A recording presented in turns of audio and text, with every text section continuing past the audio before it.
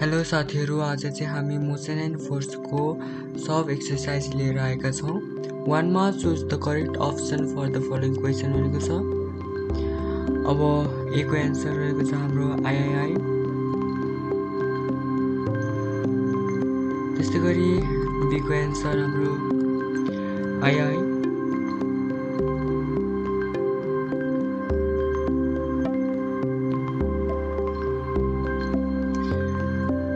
त्यस्तै गरी हाम्रो सी को आन्सर आईबी रहेको छ।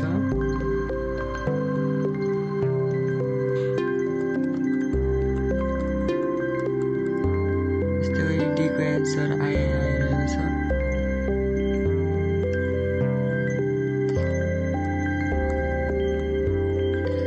त्यस्तै गरी ई को आन्सर आईआईआई रहेको छ।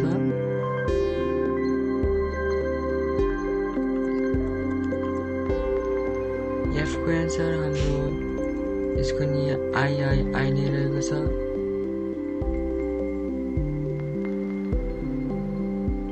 जी को 4.9 metre per second square.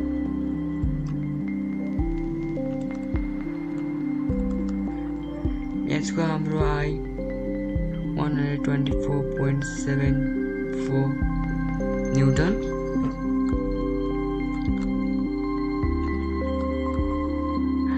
I को आन्सर हाम्रो आर रहेको छ आईआई।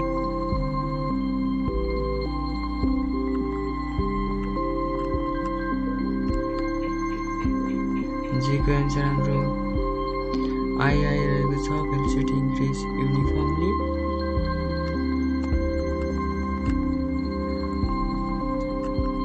अब हामी डिफरेन्स बिट्विन तिर जाम। डिफरेन्स बिट्विन जी एन्ड जी भनेको छ एउटा हाम्रो ग्राभिटेशनल कन्स्ट्यान्ट जी भने अर्को हाम्रो एक्सेलरेसन ड्यू टु ग्राभिटी। हेर्न सक्नुहुन्छ G is the universal constant used in the Newton's law of gravitation.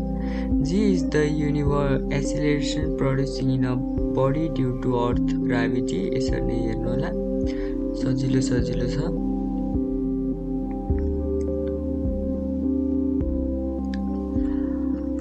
अब अर्को डिफरेन्स तिर जाम।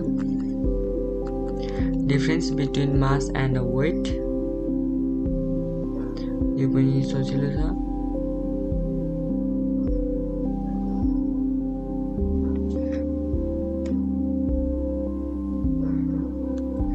Mass is the amount of matter present in a body.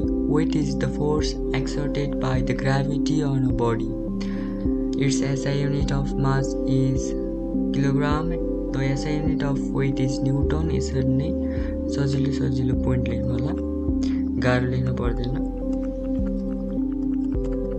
अब हामी गिभ रिजन तिर जाम। एमा acceleration due to gravity is not the same in all parts of the earth भनेको छ। पढेर बुझेर लेख्नु होला। त्यसै गरी हामी बी तिर जाम। Jumping from a significant height may cause more injury भनेको छ। हेर्न सक्नुहुन्छ।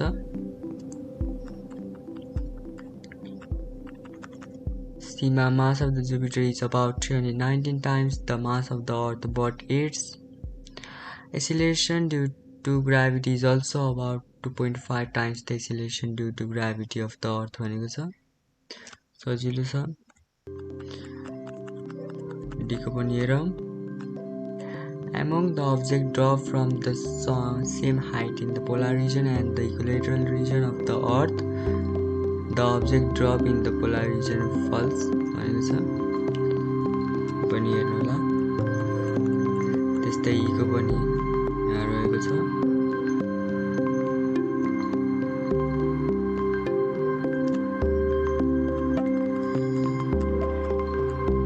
एफ पनि यहाँ हेर्न सक्नुहुन्छ।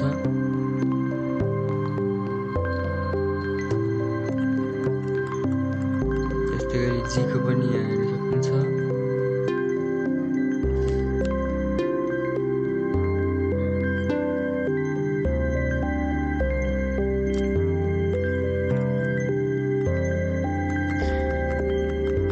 यसको पनि सजिलो छ।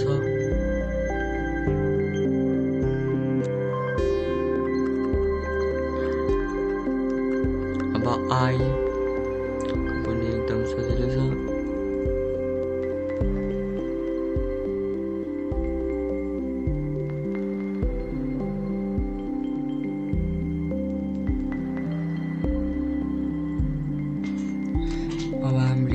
अब हामी जेतिर जाम, जेको पनि हेर्न सक्नुहुन्छ।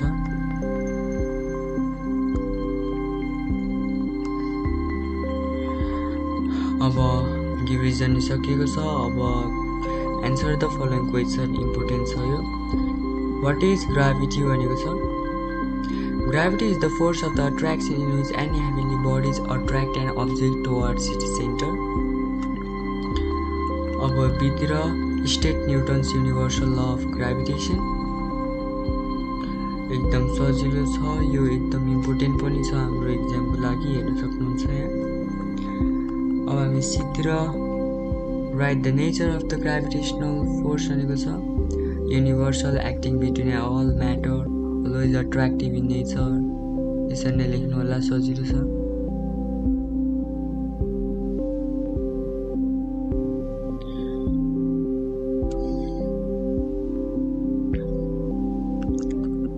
मा डिफाइन ग्राभिटेशनल कन्स्ट्यान्ट।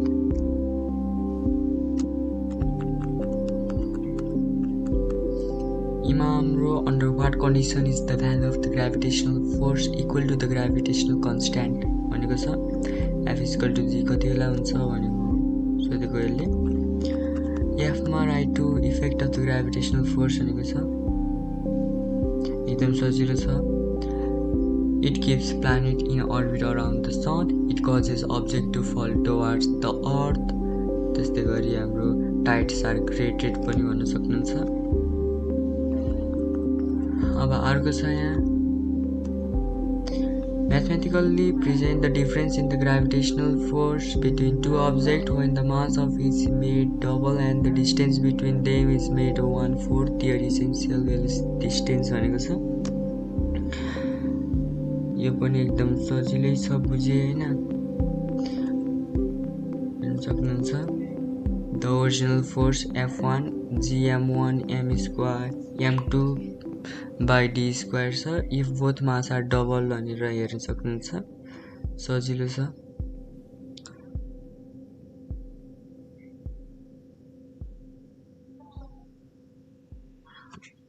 त्यस्तै गरी अब एचमा वाट इज ग्राभिटेशनल फोर्स भनेको छ, यो पनि सजिलो छ। आईमा define acceleration due to gravity.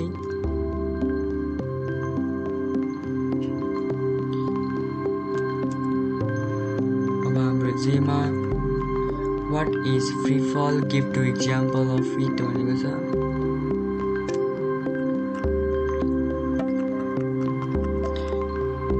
केमा हाम्रो under what condition is an object said to be in a free fall भनेको छ।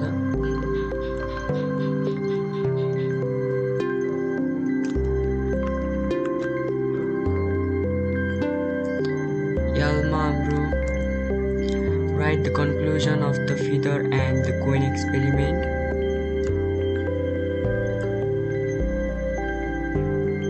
एममा what is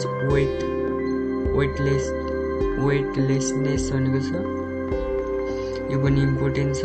weightlessness is the condition when a person or object feels no weight.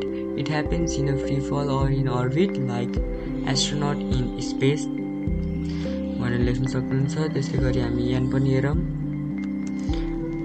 Mention any 4 effect of gravitational force भनेको छ, हेर्न सक्नुहुन्छ। Causes ocean tide, moon moving around earth, give weight to all object, यसरी हेर्नु होला। ओको हाम्रो prove that the acceleration due to the gravity of the earth is inversely proportional to the square of its radius भनेपछि यो prove गर्ने हो। यो चाहिँ इम्पोर्टेन्ट छ हाम्रो, सजिलो पनि छ फेरि।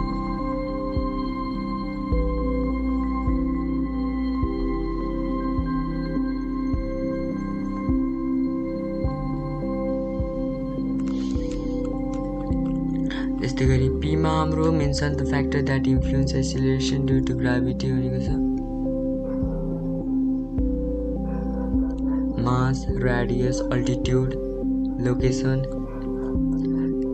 लेख्न सक्नुहुन्छ the acceleration due to the gravity in the earth surface is 9.8 metre per second square what does this mean भनेको छ हेर्न सक्नुहुन्छ त्यसै गरी हामी अर्थतिर जाउँ आरमा mass of the moon is about 1 divided by 81 times the mass of the earth and its radius is about 27 divided by 10 times the radius of the earth. If the earth is squeezed to the size of the moon, what will be the effect on its acceleration due to gravity? Explain with the help of mathematical calculation. हेर्न सक्नुहुन्छ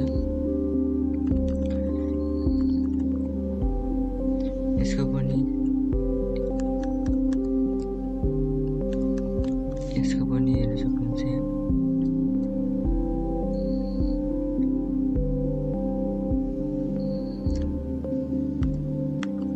ठिक हाम्रो question यस प्रकार रहेको छ यसको answer चाहिँ एकदम सजिलो छ त्यस्तै गरी योतिर जाउँ हामी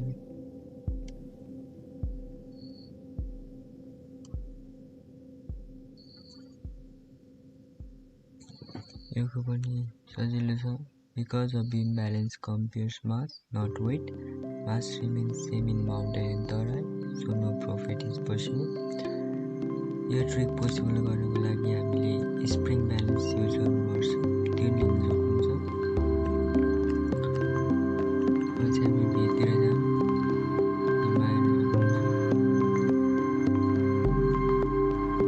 एन्सर यस्तो रहेको छ